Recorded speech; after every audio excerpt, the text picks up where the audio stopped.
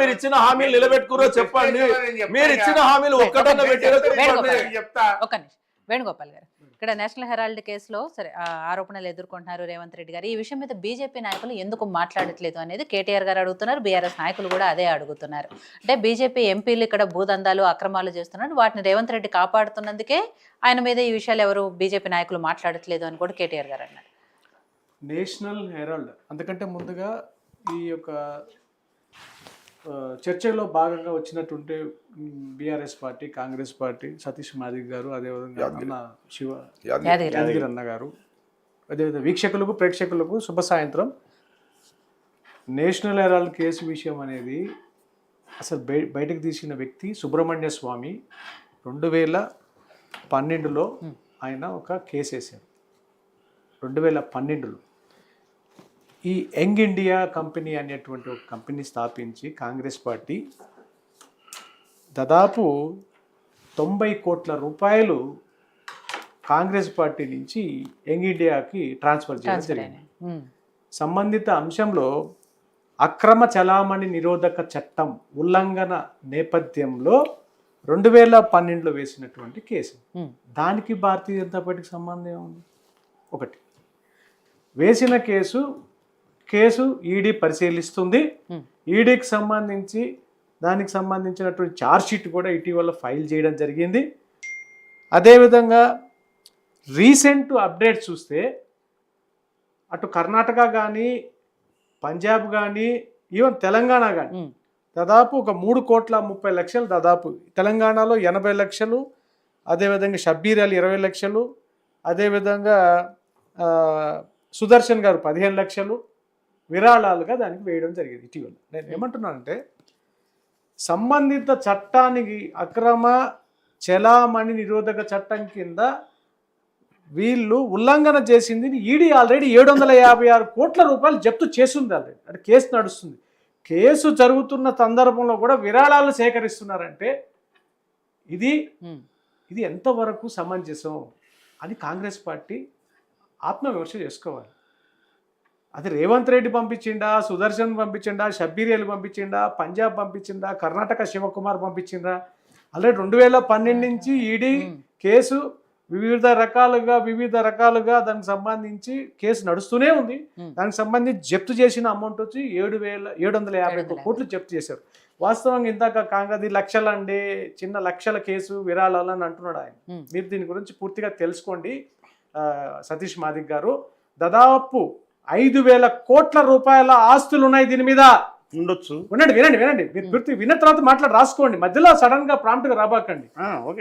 వినండి రాసుకోండి.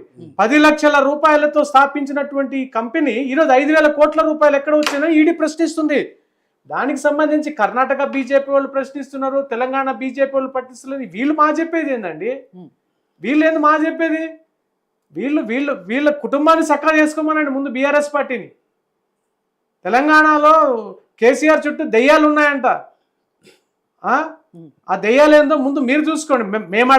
మీ కేటీఆర్ గారు బీజేపీని ప్రశ్నిస్తాడు, రేవంత్ రెడ్డిని ప్రశ్నిస్తాడు, కానీ అన్నీ మాట్లాడతాడు. సమయానికి వచ్చినటువంటి ఇంటి విషయంకి వచ్చిన లోపల అంతర్గతంగా ఇవన్నీ చెప్పుకోకూడదు అని సింపుల్గా కొట్టేస్తాడు.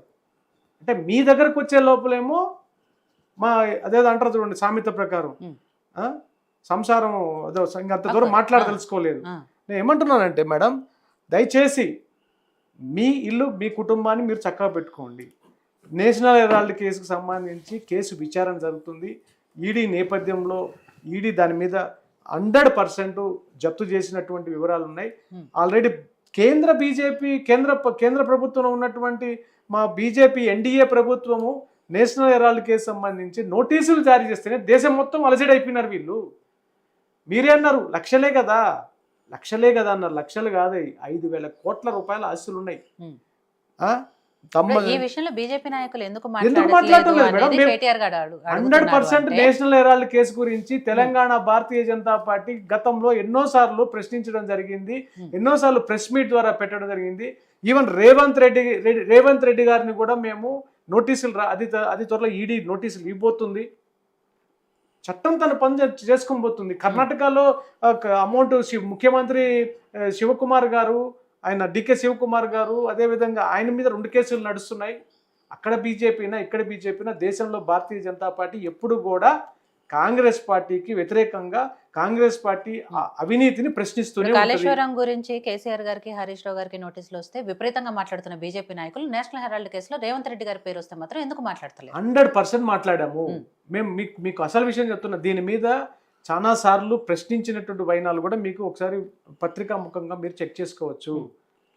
మీరు దీన్ని మాట్లాడలేదని అంటే గొంతు చించుకొని బట్టలు చించుకొని ప్రెస్ మీదకి వచ్చి ఇప్పుడు మైక్ ముందు ఏదో ఇప్పుడు రేవంత్ రెడ్డి అనే అతను డబ్బులు ఇచ్చింది వాస్తవము. కేసు ఆల్రెడీ ఈడీ పరిధిలో ఉంది. మనం మాట్లాడినాము ఆల్రెడీ. దీనికి సంబంధించినటువంటి సుబ్రహ్మణ్య స్వామి గారు బీజేపీలో ఉన్నప్పుడు నోటీస్ చేసినారు.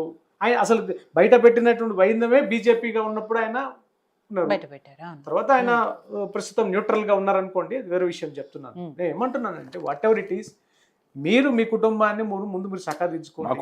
మీ కుటుంబంలో దెయ్యాలు ఉన్నాయంట. కుటుంబంలో దెయ్యాలని చెప్పలే, ఈ రాష్ట్రానికి పట్టిన పెద్ద దయ్యమే రేవంత్ రెడ్డి గారు అని చెప్తున్నారు మా నాయకుడు.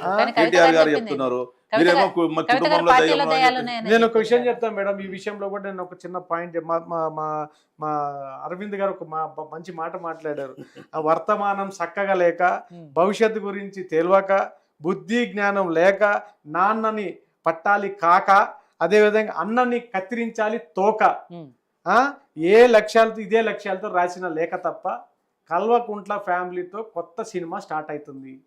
Kalvakuntla productions, my dear daddy cinema పేరు. ప్రొడ్యూసర్ కేసీఆర్ గారు, హీరోయిన్ కథ అంతా కూడా కేటీఆర్, మిగతా సినిమాలో క్యారెక్టర్లు వీళ్ళు. ఇప్పటి వరకు ఏంటంటే ఫైనాన్స్ చేసేది ఎవరు? బీజేపీ, కాంగ్రెస్? అరవింద్ గారు రాశారు కదా, సేమ్ మరి ఆయన కుటుంబ సమస్య కూడా ఉన్నది కదా. వాళ్ళ నాన్నగారు ఎక్కడ ఉండన్నా తెలంగాణ, మరి ఆయన కాంగ్రెస్ పార్టీ ప్రెసిడెంట్ గా ఉన్నాడు కదా. ఆయన కూడా బీజేపీ కాంగ్రెస్ పార్టీలో ఉండి బీజేపీ సపోర్ట్ చేసిండు కదన్నా. అరవింద్ గారు అన్న మళ్ళీ కాంగ్రెస్ లోకి వచ్చిండు కదన్నా. మీ కుటుంబంలో జరిగే లుకలుకలు మాత్రం ప్రజలకు అవసరం లేదు. ఎక్కడో చిన్న లేఖ రాసి ఇప్పుడు స్వేచ్ఛగా ప్రజలలో ఉన్న అభిప్రాయాలు అధినేతకు తెలియజేసింది. మీలాగా చెప్పలే కదా, తండ్రి గారు ఇంటికి పోయి పూల కుండీలు వల్కొట్టిన చరిత్ర కాదు కదా.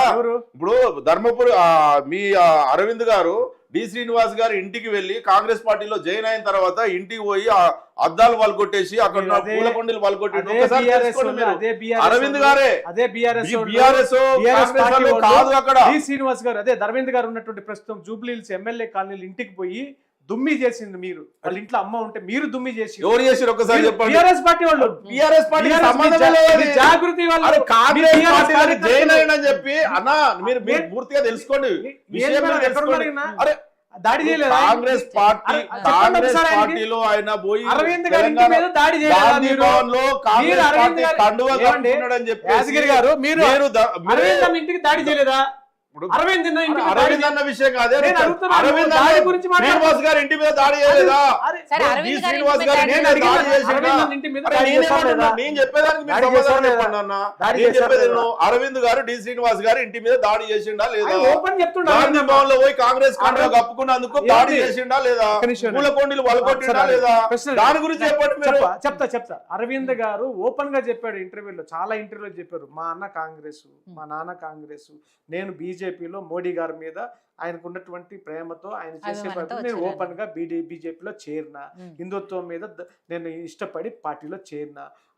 ఆయన భావజాలం వేరు, నా భావజాలం ఓపెన్. ఆయన అరవింద్ అన్న ఓపెన్ గా మా నాయకులు కూడా కేసీఆర్ గారి నాయకత్వంలో పనిచేస్తున్నాము. హరీష్ రావు గారు అదే చెప్తున్నాడు, కేటీఆర్ గారు అదే చెప్తున్నాడు, కవిత గారు అదే చెప్తున్నాడు. యదగిరి గారు మీరు ఏం మాట్లాడారో మీ ప్రెస్ పత్రికా ముఖంగా మీడియా ముఖంగా ఆమె కవిత గారు మాట్లాడినటువంటి వాయిస్ కానీ, కేటీఆర్ గారు వాయిస్ కానీ, ఈ రోజు నిన్న మాట్లాడిన వాయిస్లు మీరు పరిశీలించండి. మా అరవింద్ అన్న గురించి మీరు మాట్లాడేదానికి అసలు అవకాశమే లేదు. ఎందుకంటే ఆయన ఓపెన్ గా చెప్పేసాడు. అది వాళ్ళ కుటుంబంలో ఎప్పుడు ఆయన కాంగ్రెస్ అని చెప్తున్నాడు, మా నాన్నగారు కాంగ్రెస్. అది ఇష్యూ కాదు. నేను ఏమంటున్నా అంటే మీది తెలంగాణలో టీఆర్ఎస్ పార్టీ నుంచి బీఆర్ఎస్ అయింది, అర్థమైందా? బీఆర్ఎస్ పార్టీ నుంచి లాస్ట్కి టీఆర్ఎస్కి రావాలనేటువంటి ఆలోచన కేటీఆర్కి ఉండొచ్చు, బీఆర్ఎస్ఏ ఉండాలని కేసీఆర్ ఉండొచ్చు, ఈ రెండు కాదు కొత్త పార్టీ పెడదాం అనేటువంటి కవితకు ఉండొచ్చు. ఈ అన్ని ఇంటర్నల్ థింగ్స్ వల్ల వాస్తవంగా ఇప్పుడు బయటపడింది. నేనేమంటున్నా అంటే మీరు మా పార్టీని, అందుకే నేను మళ్ళీ మళ్ళీ చెప్తున్నా ప్రత్యేకంగా, ఈ కుటుంబ పార్టీలు అనేవి ఎప్పటికైనా ఇబ్బందే. అది ఏ పార్టీ అయినా కానీ కుటుంబ పెత్తనము, కుటుంబాలు కలిసి ఉన్నటువంటి ఈవెన్ కాంగ్రెస్ పార్టీలు కూడా కుటుంబమే.